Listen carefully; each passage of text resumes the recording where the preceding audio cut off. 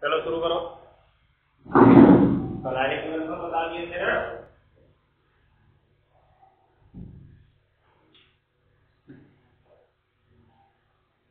आयनिक गुणनफल में हमने क्या देखा था कि जल का जो आयनिक गुणनफल होता है, जल में उपस्थित H+ आयन और OH- की सांद्रताओं के गुणनफल के क्या होता है, बराबर होता है। ऐसा हमने देखा था, उसे हमने Kw से प्रदर्शित किया था ना। नीचे कुछ लिखवाए भी थे। चलो नीचे लिखो अब एक इंडिकेट पॉइंट। जल का आयनिक गुणनफल Kw का मान, जल का आयनिक गुणनफल Kw का मान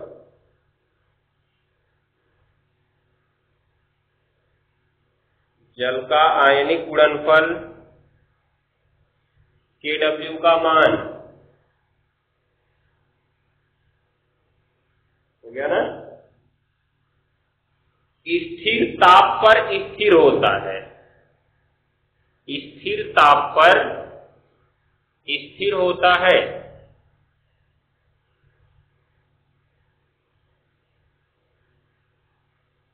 हो गया ना। आगे लिखना।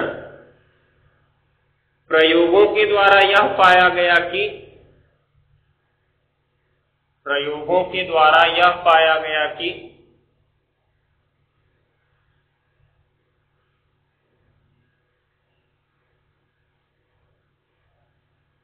हो गया 25 डिग्री सेल्सियस पर 25 डिग्री सेल्सियस पर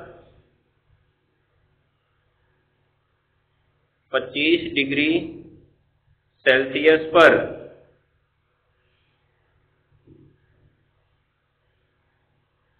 हो गया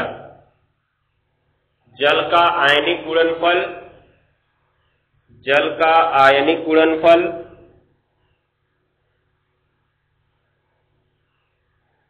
जल का आयनिक गुणनफल हो गया 10⁻⁻14 होता है। 10⁻⁻14 होता है। हो गया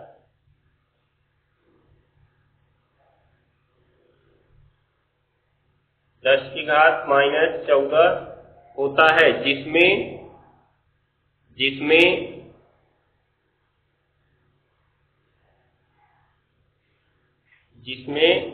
ये लिख लेना H+ की सांद्रता, बड़े कोष्ठक में H+ बराबर 10⁻⁻7 और OH- की सांद्रता, बड़े कोष्ठक में OH- बराबर 10⁻⁻7। ठीक है ना। तभी तो कुल मिला के 10⁻⁻14 होगा। देखो H+ गुणा क्या OH-, तो जब 10⁻⁻7 में 10⁻⁻ का गुणा करेंगे तभी तो क्या होगा 10⁻⁻14 होगा। ऐसा क्यों होता है? क्योंकि बात को ध्यान से समझो। जब तुम जल का अणु लेते हो तो जितना H+ मिलता है उतना ही OH- मिलता है। मिलता है कि नहीं मिलता है? एक लिए तो एक मिला, दो लिए तो दो मिला, इसी प्रकार अगर X लिए तो X मिलेगा। मिलेगा कि नहीं मिलेगा?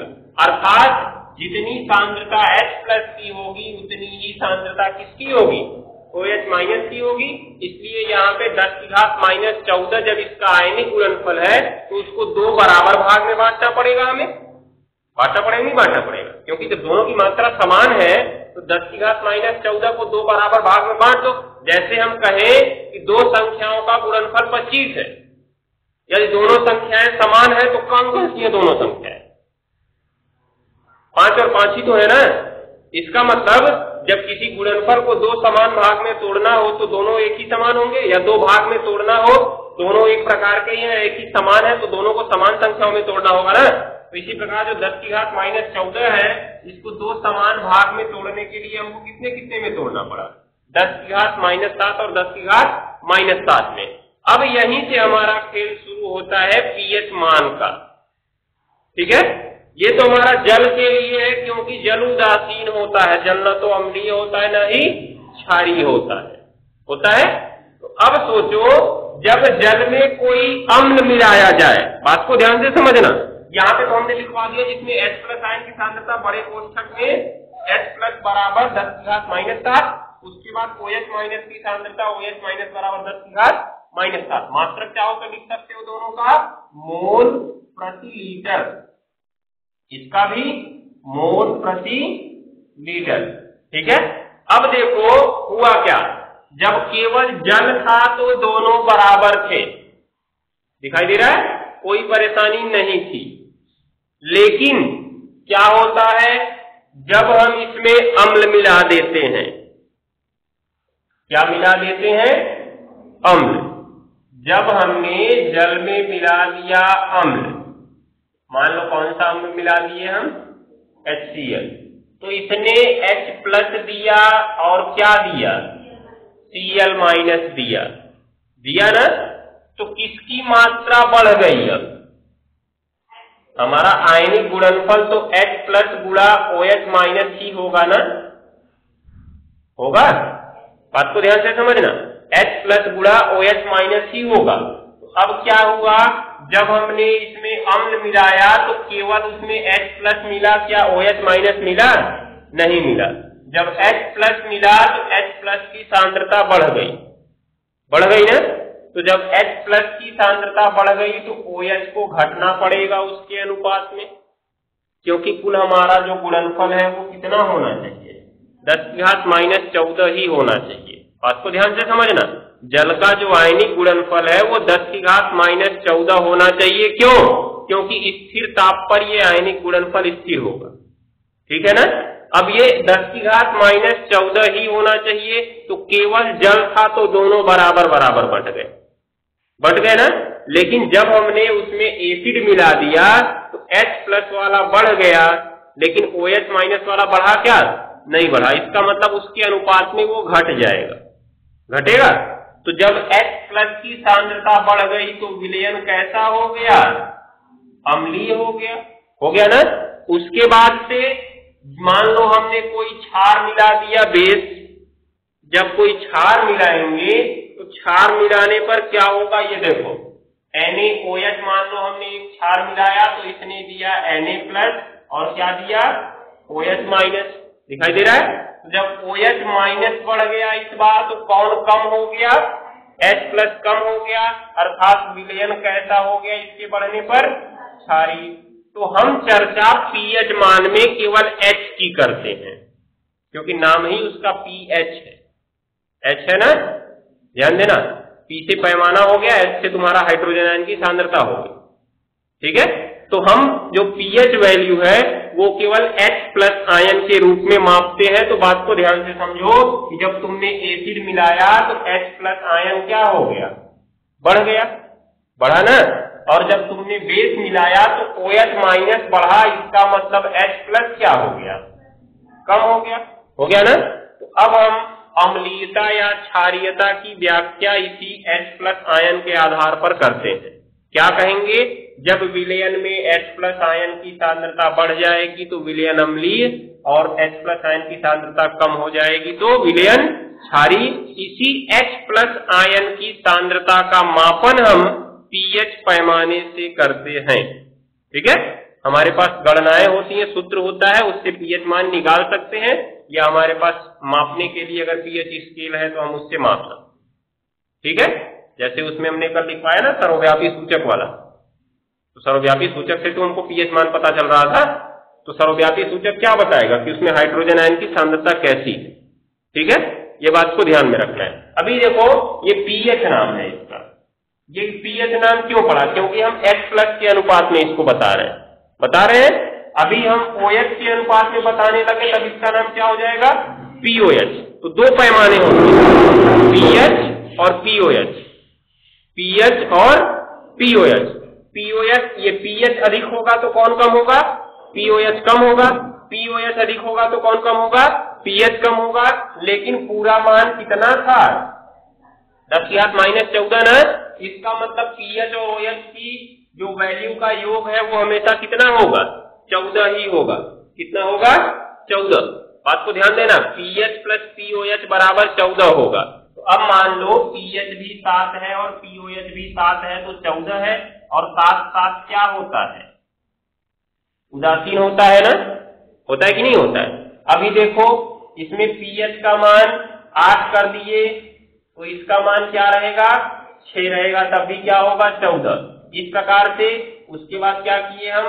पीएच का मान मान लो 6 कर दिए, तब इसका मान कितना होगा? 8। लेकिन योग हमेशा कितना रहेगा? 14 ही रहेगा। तो पीएच घटेगा तो पीओएच बढ़ेगा, बढ़ेगा। उसके बाद से पीएच बढ़ेगा तो पीओएच घटेगा, बस उल्टा रहेगा, दोनों हो जाएगा।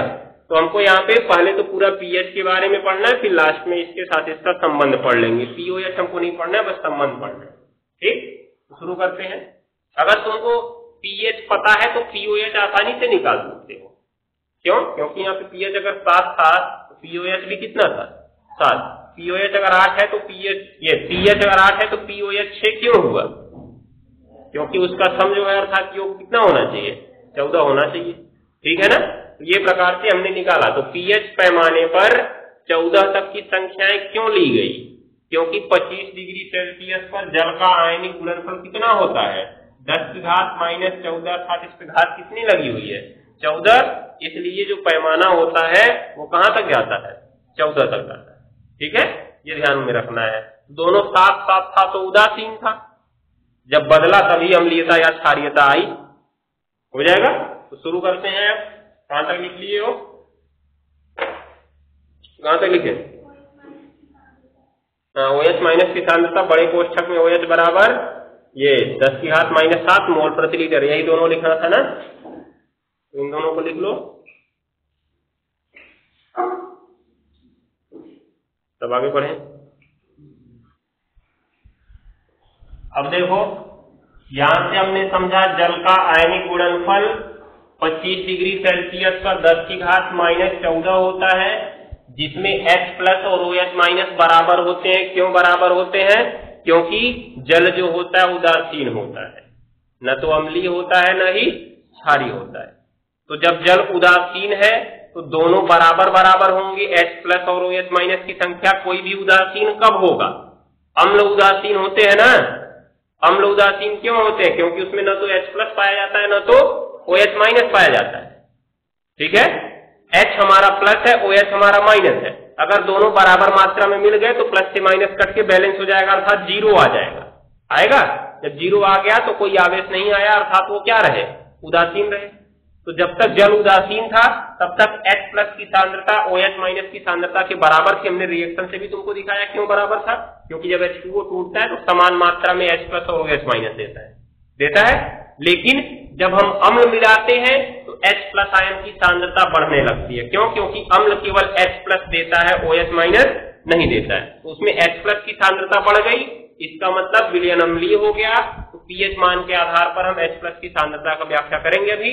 उसके बाद से जब क्या हुआ, हमने क्षार मिलाया तो क्षार में OH माइनस बढ़ गया, अर्थात H प्लस क्या हो गया? घट गया। और जब H प्लस घट गया तो पीएच मान पे परिवर्तन फिर आ गया, 7 से अलग हो गया। वो हो गया ना।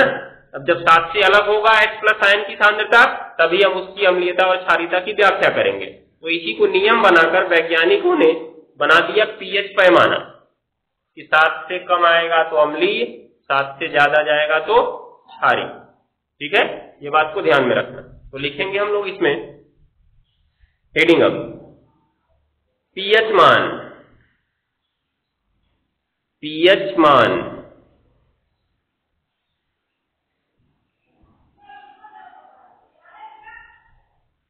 हो गया ना। तो लिखो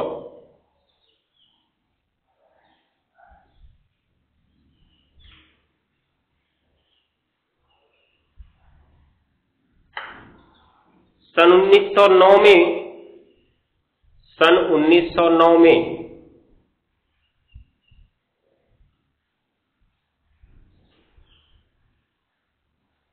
हो गया। रसायनज्ञ सोरेनसन, ये नाम है उनका, सोरेनसन। पूछा जा सकता है सवाल, पीएच पैमाने की खोज किसने की थी? तो पीएच पैमाना कोई पटरी नहीं था, जमीन में गड़ा था, उसको खोज ले आए। पीएच पैमाना बस अम्लीयता और क्षारीयता मापने का एक पैमाना है, वो कोई पटरी भी नहीं है कि पटरी ले लिए, विलियन में डाल दिए तो बता दिया उसका पीएच कितना है। बस वो एक मानक माना गया है। जैसे हमारे पास पटरी भौतिक अवस्था में होती है ना, 1 से 15 तक उस पर लिखा होता है, 0 से 15 तक, लेकिन इसमें कोई ये भौतिक नहीं है कि पटरी एक बनी रहेगी उस पे 0 से लेकर 14 तक लिखा होगा। बस माना गया है कि हमारे पास एक मापन का यंत्र है ये, जिसमें 0 से लेकर 14 तक होता है, वो विलयन की अम्लीयता और क्षारीयता को बताता है। बस केवल दर्शाने के लिए लिखा गया है उसको, कोई पटरी नहीं है वो। पैमाना का मतलब ये नहीं होता खाली पटरी ही होगी। पैमाना मतलब जो मापन में हमारी सहायता करता है वो पैमाना होता है। अब वो भौतिक भी हो सकता है, वर्चुअल भी हो सकता है, अर्थात आभासी भी हो सकता है। आभासी पैमाने भी तो होते हैं, ये ध्यान दिए रहना। चलो लिखो, कहां तक लिखे?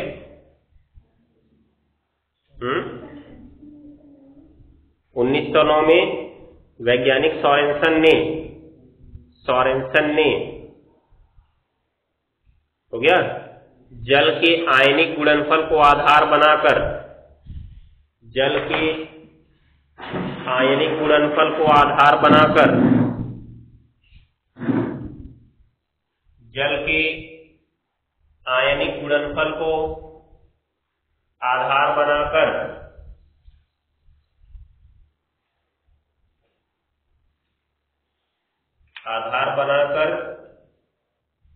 विलयनों में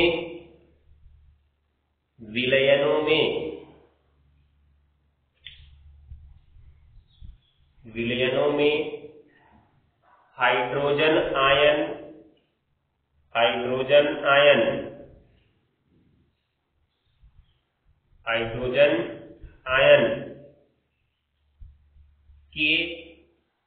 के सांद्रण को प्रस्तुत करने के लिए, हाइड्रोजन आयन के सांद्रण को प्रस्तुत करने के लिए, हाइड्रोजन आयन के सांद्रण को प्रस्तुत करने के लिए,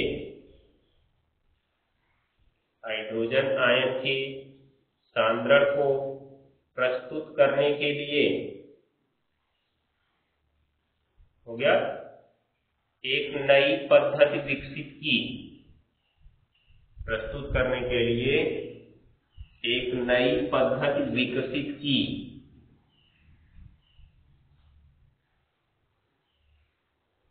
एक नई पद्धति विकसित की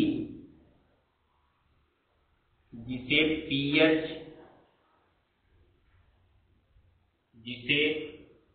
पीएच स्केल कहते हैं या पीएच पैमाना कहते हैं। स्मॉल पी रहेगा, कैपिटल एच रहेगा। स्मॉल पी कैपिटल एच हो गया ना, इसे पीएच पैमाना कहते हैं। हो गया,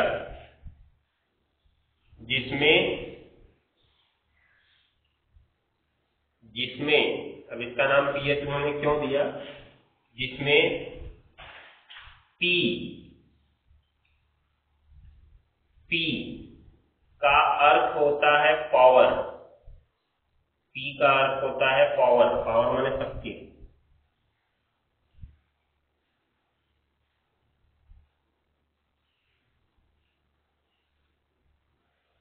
हो गया, पी का अर्थ होता है पावर, कोष्ठक में लिख देना शक्ति।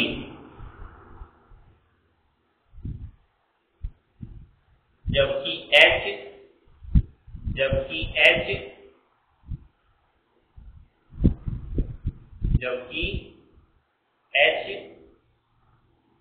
हाइड्रोजन आयन की सांद्रता से संबंधित है।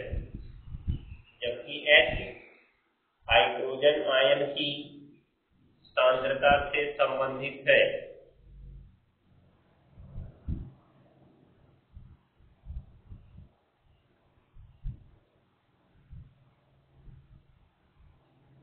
हो गया ना? जबकि H हाइड्रोजन आयन की सांद्रता से संबंधित है। तो अब देखो, अर्थात हमें pH का अर्थ क्या मिल जाएगा? Power of H plus concentration मिलेगा। Power of H plus concentration अर्थात H प्लस आयन की सांद्रण शक्ति। हो गया? H प्लस आयन की सांद्रण शक्ति अर्थात H प्लस आयन की शक्ति कितनी अधिक है, उसमें यही हमारा pH मान होगा। H प्लस आयन की शक्ति कितनी अधिक है, यही हमारा pH मान होगा। ठीक है, तो लिख सकते हैं अर्थात करके। इसको नहीं लिखना चाहते तो नीचे शुरू करो।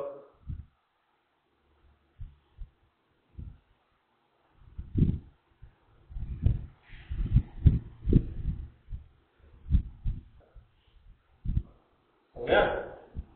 तो अब नीचे लिखो, pH पैमाने को निम्न प्रकार प्रदर्शित कर सकते हैं। pH पैमाने को निम्न प्रकार प्रदर्शित कर सकते हैं। pH पैमाने को निम्न प्रकार प्रदर्शित कर सकते हैं।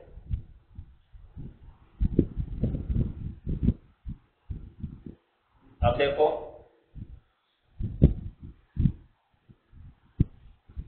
एक पटरी बनाएंगे, इसमें यहां से 0 से शुरू करते हैं।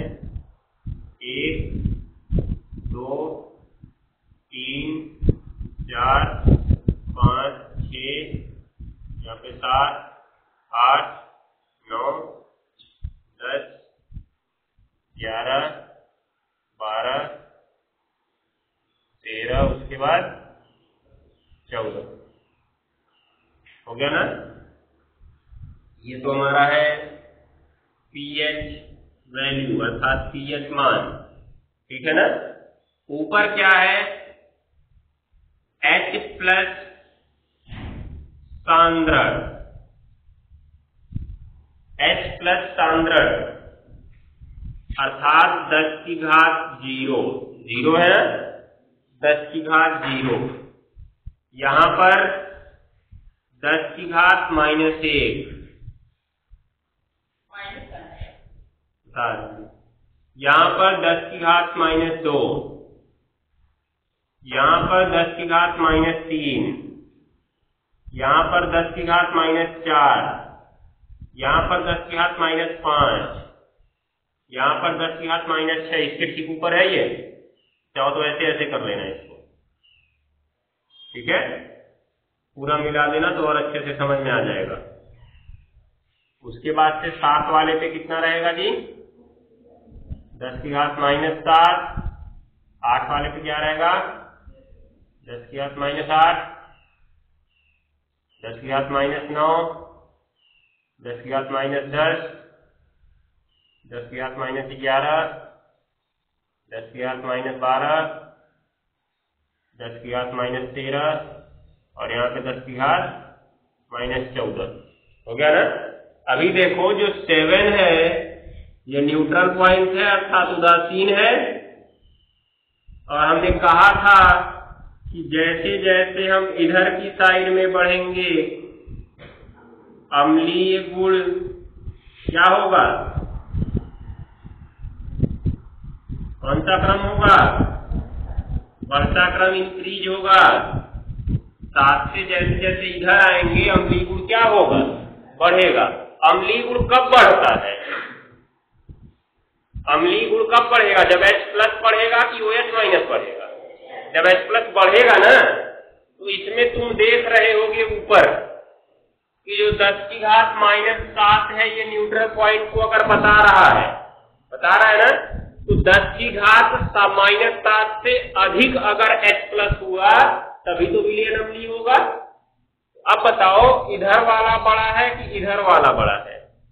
इस साइड वाला बड़ा है ना, क्योंकि तो जितनी घात माइनस में बड़ी लगेगी वो उतनी छोटी होती जाएगी, होगा ना। तो ये सब बड़े हैं और इसमें भी सबसे बड़ा कौन है? 10 की घात 0 ना, अर्थात सबसे ज्यादा सांद्रण यहीं पे होगा, सबसे बड़ा यही है, तो इसीलिए सबसे ज्यादा अम्लीय भी यही होगा ना। ये उससे कम है इसलिए उससे कम अम्लीय हुआ, ये भी उससे कम है उससे कम हुआ, उससे कम कम कम यहाँ तक आते आते उदासीन हो गया कि नहीं हो गया। और जब आगे बढ़े तब अम्ल की जगह किसका गुण बढ़ने लगा? क्षार का गुण, क्योंकि इतना ज्यादा कम होता गया कि उसमें क्षारीय गुण आ गया, अर्थात OH- बढ़ने लगा। जब इधर जाएंगे तो कौन सा होगा? क्षारीय गुण का बढ़ता क्रम। अरे इधर से इधर जा रहे हो तो उदासीन पॉइंट से जितना दूर जाओगे इनका क्रम बढ़ेगा ही। क्यों? क्योंकि H+ आयन जितना कम होता जाएगा OH उतना बढ़ता जाएगा, और OH जितना ज्यादा बढ़ता जाएगा उतना ही क्षारीय गुण बढ़ता जाएगा, बढ़ेगा ना। बात को ध्यान से समझो, जब H+ बढ़ रहा है तो अम्लीय गुण बढ़ रहा है, तो OH- बढ़ेगा तो कौन सा गुण बढ़ेगा? क्षारीय गुण। और OH- कब बढ़ेगा? जब H+ कम हो रहा है। H+ जितना कम होता गया OH- उतना ही टूटता गया है। मान लो OH- यहीं पे है, H+ कम होता जाए, तब भी तो देखो तुमको अंतर ज्यादा मिलता जा रहा है, नहीं मिलता जा रहा है। इसका मतलब डिफरेंस बढ़ रहा है, अर्थात OH- की प्रभावी सांद्रता बढ़ रही है, और जब उसकी सांद्रता बढ़ती जाएगी तो क्षारीय गुण क्या होता जाएगा? बढ़ता जाएगा। तो बात को ध्यान में रखना है कि 7 वाला जो होगा उदासीन होगा, 7 से पीछे जाओगे तो अम्लीय गुण बढ़ेगा, 7 से आगे जाओगे तो क्षारीय गुण बढ़ेगा। यही हमारा पीएच पैमाना है, ठीक है। पीएच पैमाने पर हमने दोनों चीजों को दिखा दिया, H+ आयन के सांद्रण को भी दिखा दिया और उसके बाद पीएच मान को भी दिखा दिया। अब तुम यहाँ से कुछ संबंध देख रहे होगे, 10 की घात जितना लगाए हैं वही पीएच मान है, दिखाई दे रहा है, बस उसका माइनस खत्म कर देना है। जैसे अगर तुमसे सवाल पूछ दिया गया कि यदि किसी विलयन में हाइड्रोजन आयन की सांद्रता 10 की घात -8 है, यदि किसी विलयन में हाइड्रोजन आयन की सांद्रता कितनी है? 10 की घात -8 है, तो विलयन कैसा होगा? एक तो तुमको सीधे पता चल गया क्षारीय होगा, और विलयन का पीएच मान क्या होगा? तुमको 10 की घात -8 का पूछा ना, कितनी घात लगी है? 8 घात लगी है, वही उसका पीएच, ठीक है। पीएच निकालना कोई कठिन काम है नहीं है, बस हमें घात पता है, हम बता सकते हैं सीधे सीधे उसका पीएच क्या है, लेकिन ऐसे ही नहीं बता देंगे, उसको हम गणितीय सूत्र से निकाल के बताएंगे। किसी से मान लो बोला कि पीएच मान उसका निकाल के दिखाओ, तो ऐसे थोड़ी कर देंगे -8 है इसलिए 8 हो गया। कोई सूत्र होना चाहिए, कोई तरीका होना चाहिए, तो अभी उस तरीके को हम पढ़ेंगे। तो ये हमारा पीएच मान हो गया। अब इसको निकालना समझेंगे कैसे हम निकालेंगे। तो लिखो इसमें पीएच मान की परिभाषा भी पूछता है, तो पीएच मान क्या है? 10 की घात जो लगी हुई है वही उसका मान है, लेकिन ऐसे थोड़ी ना कह देंगे कि 10 की घात तो -7 लगी है ना यहाँ पे, तो क्या कहते हैं जो 10 की माइनस में घात लगी है उसका रिलेशन छोड़ने पर जो मान मिलता है वही पीएच मान है, ऐसा नहीं। किसी एक सूत्र से इसका फॉर्मूला बनाया जाएगा, और सूत्र क्या होता है पीएच वैल्यू का? पीएच वैल्यू का सूत्र होता है -log और बड़े कोष्ठक में H+ और नीचे बेस 10, ठीक है। तो अब ये बड़े कोष्ठक में H+ लिखने का अर्थ हो गया हाइड्रोजन आयन की सांद्रता, और log मतलब लघुगणक, और माइनस चिन्ह मतलब ऋणात्मक, ठीक है ना। तो किसी भी विलयन का जो पीएच मान होता है हाइड्रोजन आयन सांद्रण के ऋणात्मक लघुगणक के बराबर होता है। ये हमारी परिभाषा बन जाएगी। ऋणात्मक लघुगणक के क्या होता है? बराबर होता है। अब देखो 10 की घात अगर -8 लगा होता तो अभी लॉग का नियम बता रहे हैं वो -8 सामने चला आएगा, तो -8 आगे आएगा तो माइनस +8 हो गया ना, और 10 यहाँ भी 1 तो बचेगा क्योंकि नीचे 10 है ना, ये तो 10 कट के 1 हो जाता है खाली, तो इसका मान 1 और माइनस माइनस कितना हो गया? +8, इसीलिए देखो यहाँ पे इसको +8 लिखा गया, ठीक है। तो इसी सूत्र से इसको निकाला गया है। हो जाएगा। तो अभी पहले इसको बना लो पैमाना, फिर हम इस फॉर्मूले से इसकी परिभाषा पढ़ते हैं, फॉर्मूला बनाते हैं, तब कुछ सवाल लगाते हैं। तो पीएच पैमाने को निम्नलिखित प्रकार प्रदर्शित करते हैं। ऊपर रहेगा तुम्हारा H प्लस सांद्रण और नीचे रहेगा ये पीएच मान।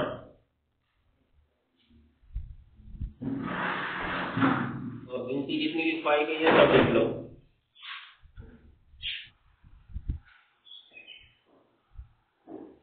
नीचे लिखो पीएच पैमाने पर इंडिकेट पॉइंट, पीएच पैमाने पर,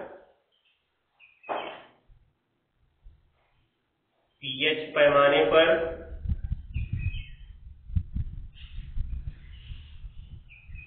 7 पीएच पैमाने पर 7 विलयन की उदासीनता को दर्शाता है, विलयन की उदासीनता को दर्शाता है।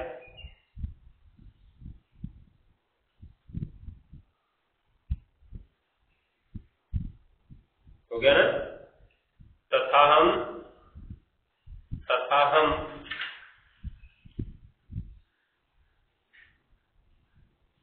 पैमाने पर जैसे जैसे 7 से पीछे आते हैं, पैमाने पर जैसे जैसे 7 से पीछे आते हैं, देखो 7 से पीछे जा रहे हैं, पैमाने पर जैसे जैसे 7 से पीछे आते हैं, कौन सा गुण बढ़ता जाता है? अम्लीय गुण बढ़ता जाता है। जैसे जैसे पीछे आते हैं अम्लीय गुण बढ़ता जाता है।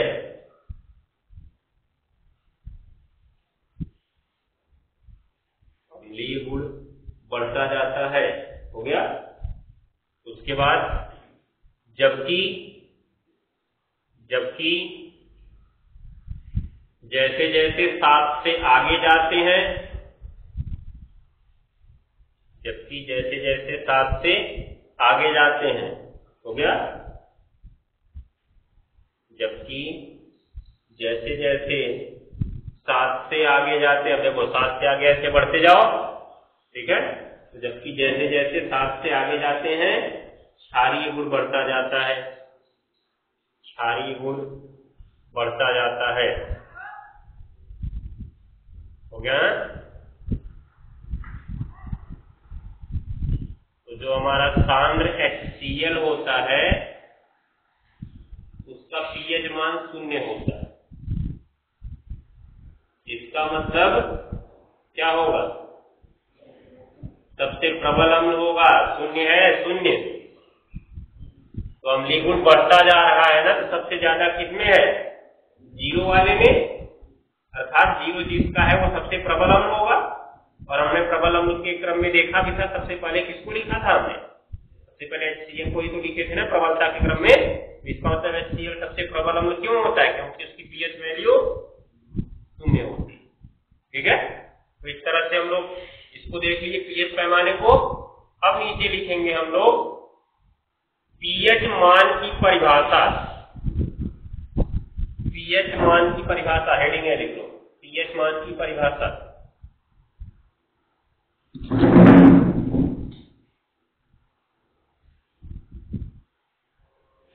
पीएच मान की परिभाषा, डेफिनेशन ऑफ पीएच वैल्यू। हो गया। इसमें लिखेंगे सोरेनसन के अनुसार, सोरेनसन के अनुसार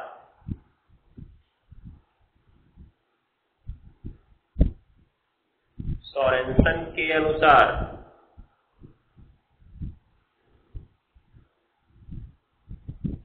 सोरेनसन के अनुसार क्या होगा? कॉमा इन्वर्टेड कॉमा में लिखो काली पेन से, कॉमा इन्वर्टेड कॉमा में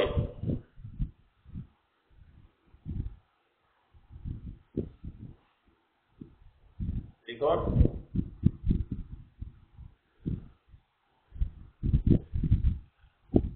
क्या लिखोगे? कुछ किसी विलयन में उपस्थित, परिभाषा है ये, याद रखना होगा तुमको, पीएच मान पूछा जाता है। किसी विलयन में उपस्थित हाइड्रोजन आयन सांद्रण के, किसी विलयन में उपस्थित हाइड्रोजन आयन सांद्रण के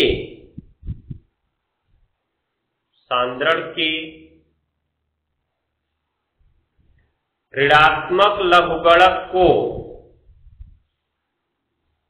ऋणात्मक लघुगणक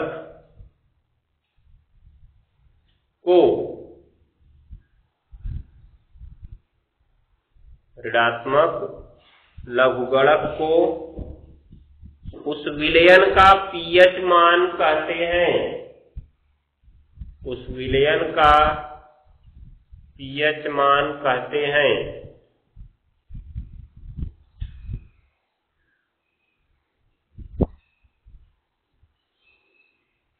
पीएच मान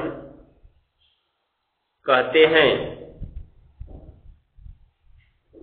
हो गया ना? तो अतः सूत्र लिख लो।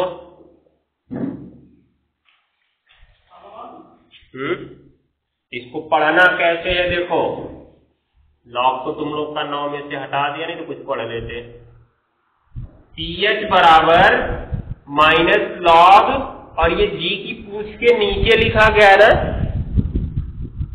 तो कोई चीज नीचे होती है तो उसे हम क्या कहते हैं? ऐसे एक त्रिभुज बनता है, नीचे वाले को क्या कहते हैं? आधार कहते हैं, अर्थात बेस कहते हैं ना। घर गिर जाता है तो कहते हैं इनका बेस नहीं मजबूत था इसलिए घर गिर गया, अर्थात नींव नहीं मजबूत थी इसलिए घर गिर गया। जो भी नीचे है उसे हम क्या कहेंगे? आधार। तो यहाँ पे ये नीचे 10 है तो इसको पढ़ेंगे हम, देखो क्या पढ़ेंगे? लॉग बेस 10, लॉग को हम इंग्लिश में लिखते हैं लॉग बेस 10, उसके बाद क्या? h plus. यही हमको इसको पढ़ना, ठीक है ना? लॉग बेस 10 उसके बाद h प्लस। तो जो बेस 10 होगा वो हमेशा कहाँ होता है? नीचे होता है। इस बेस 10 को तुम चाहो तो छोड़ भी सकते हो पढ़ते समय, या हम कह दे सीधे लॉग h प्लस। क्या कह दे? लॉग h प्लस हो जाएगा ना। माइनस समान वाला चीज है ना, हमको इसको पढ़ना है खाली। इसको कैसे पढ़े कि लॉग बेस 10 h प्लस, या कह दें लॉग h प्लस। अब माइनस तो हमारे सामने ना, माइनस लॉग h प्लस, उसको पढ़ना पड़ेगा हमें, लेकिन केवल इसको पढ़ने की बात बता रहा। माइनस तो हमारा चिन्ह है, वो तो माइनस पढ़ना ही है, उसको नहीं छोड़ सकते। तो इसमें क्या हुआ? ये हमारा सूत्र बन गया। अभी देखो इसका एक नियम होता है, या पहले लिख लो एक सूत्र और इसका लिख लो, तब लॉग के सारे नियम तुम लोग को एक साथ लिख पाएंगे कल। या pH बराबर लॉग बेस 10 ही रहेगा और इसको 1/h प्लस पढ़ देंगे, ठीक है ना? माइनस हटा दिया हमने, दिख रहा होगा अंतर दिख रहा है दोनों में। यहाँ पे माइनस लगा था तो h प्लस ऊपर था, माइनस हटा दिए तो h प्लस कहाँ चला गया? नीचे। यहीं से तुमको एक संबंध पता चल गया। क्या पता चल गया? कि अगर किसी लॉग के सामने माइनस लगा है उसको हटाएंगे तो अंदर का भिन्न क्या हो जाएगा? पलट जाएगा, क्योंकि h प्लस के बट्टे कुछ नहीं था तो 1 लिख सकते हो ना, उसी को हमने उल्टा कर दिया है। तो इसका मतलब अगर लॉग के सामने से माइनस चिन्ह तुम हटाते हो तो अंदर की भिन्न को क्या कर देना होगा? पलट देना होगा। ये सब नियम को कल हम लोग समझेंगे। आज के लिए बस सूत्र लिख लो। इसको पढ़ना कहते हैं, इसे पढ़ते हैं, क्या पढ़ते हैं? लॉग बेस 10 उसके बाद h प्लस, ठीक है ना? हो जाएगा। तो इसको लिख लो, ये हमारा फॉर्मूला है। अब इसके बारे में हम लोग लॉग का नियम कल समझ लेंगे, तब सवाल लगाना शुरू करेंगे।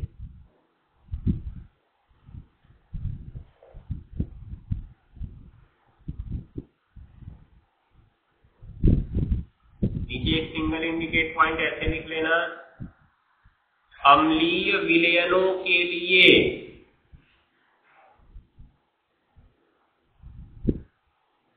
pH small p capital H is less than 7 फिर क्षारीय विलयनों के लिए pH is greater than 7। फिर किसके लिए? उदासीन विलयनों के लिए pH बराबर 7। इसको इसलिए लिखवा रहे हैं क्योंकि कभी कभी एक नंबर में पूछ लिया गया है कि अम्लीय विलयनों के लिए pH कैसा होता है। ठीक है, तो 4 ऑप्शन तुमको कैसे दे देगा?